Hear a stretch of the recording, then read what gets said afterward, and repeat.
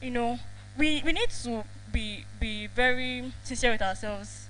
How many of us has gone up for outreach? Not necessarily even stepping out. How many of us has even, talked to a family member about Jesus Christ this year? Don't let me say this month, this year. So it's literally, it starts, with the little things. A lot of times we think that, oh, until I leave this country, that is when I'm going to arrive. When I arrive, then God can use me mightily and everything. But little things that God has been telling you to do, even right where you are. How have you been able to, pay attention and then carry those things out? The things that God has, has told you to do. So being broad-minded means that you don't see Japa as an escape from Nigeria or as an escape from your problems. Because the truth is that even when you think that it's greener pasture, hmm, there are people are going through a lot over there. It's just that they cannot really, say or share some of their experiences that they are going through. But a lot of people, are going through a lot over there. And people just, left for, different reasons. So yeah, you don't see it as an opportunity to, escape from Nigeria or from problems that whatever it is you are going through. So Nehemiah had a clear purpose, and his purpose was to rebuild Jerusalem. So being broad-minded means that let your migration, your japa, let it have a purpose, to grow. Nehemiah left for impact. There is something that, you know there's something that must be achieved in your traveling house, especially as a child of God, as a disciple now, because that is the emphasis we're making. As a disciple now, the emphasis should be that before or if I want to make this decision of traveling or jackparing, is God truly in this? Is this what God will have me be? Is this what God will have you be? Serving God means that you are serving God based on His own terms. God has the say.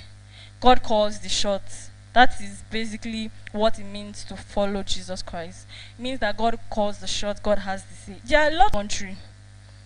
There are lots of people that, because of the work of ministry and because of what God has called them to do, they will never leave this country. There are some people that because of what God will have them do, our lives, God has different demands for each and every one of us. There are some people, they may never do any paid employed job because God has called them not to work, and God has called them into full-time ministry. Not because they don't want to work, but that is God's demand on their life. That is what God wants for important. That when that thought, or when we ponder, or when we hear Jakpa, or when we see opportunities. Another thing is that as disciples, it's not every opportunity that we see that we should, we should take. It's not every opportunity that we see that we should take. And that is why, before we make any decision, it is very, very important that we yield ourselves, in the place of prayer. So the second view is the narrow-minded migration.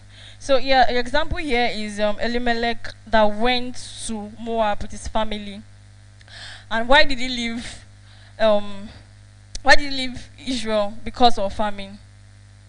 He left Israel because of famine, and that is something that we see today. People living, like some of the examples that we give, people leaving this country because of different reasons. Oh, the educational system in Nigeria is very, very bad. I mean, please, I can only get the best in when I go abroad. There's no money in this country. Who says there's no money in this country?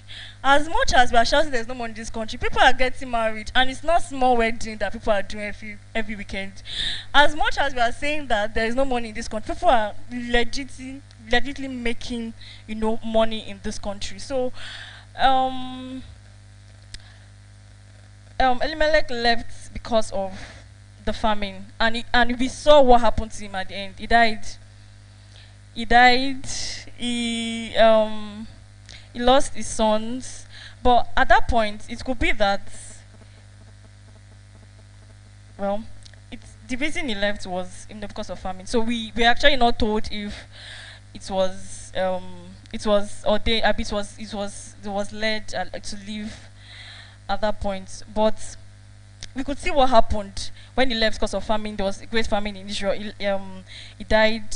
His sons also died, and then Ruth and Naomi came back to Israel with nothing, basically. So when we think about Japa, we should have a purpose in mind. We should know what God stands for us when it comes to traveling or going to another country to settle down. So I have a question for us. So if God asks you to stay, in Nigeria instead of jackparing, will you find it easy or hard?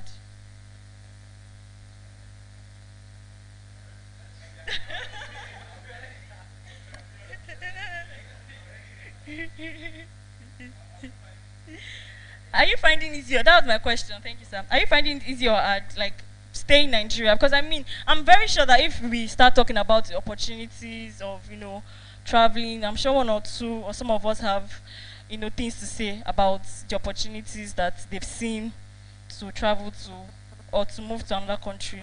But just go. So staying back in Nigeria now, do you find it easier or hard? Staying back in Nigeria. It's for people that are staying in Nigeria.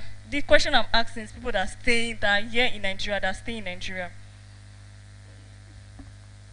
Are we finding it like are we finding it easy or hard? Like, you know.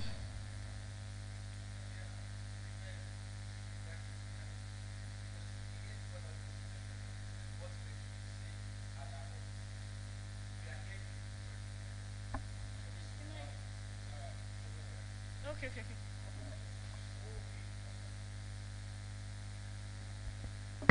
Okay, so I was saying that the metric of judgment is very relative. If you say things are easier in Nigeria, how do we judge it? The economic situation, the insecurity, or whatever the context. Because you see, everywhere, like you have said before, there is problem. Do you understand? But there's a sense in which, and I think that's actually the underlying basis of Japa, an idea that this is not the best. It is true, isn't it? This is not the best way we can. This is not the best way to live. There are other ways to live, and so you come to the mindset that I can do better if I'm in a better environment. So I want to get out of here because I feel like there is so much that I can do that this current um, definition around me, this nation, is not allowing me. I'll give you an example. So, for example, say you want to go into academic, right? And you want to do something like quantum physics. There's a problem in Nigeria because we don't have facilities for simulation. So it means that if you're going to actually go ahead in that kind of context, you will have to get out. Do you get the point? So I feel like when we say, oh, easier or hard, there are going to be different metrics of judgments. Do you get my point? And I think that the problem we are dealing with as we are looking at it is to, first of all, how do we think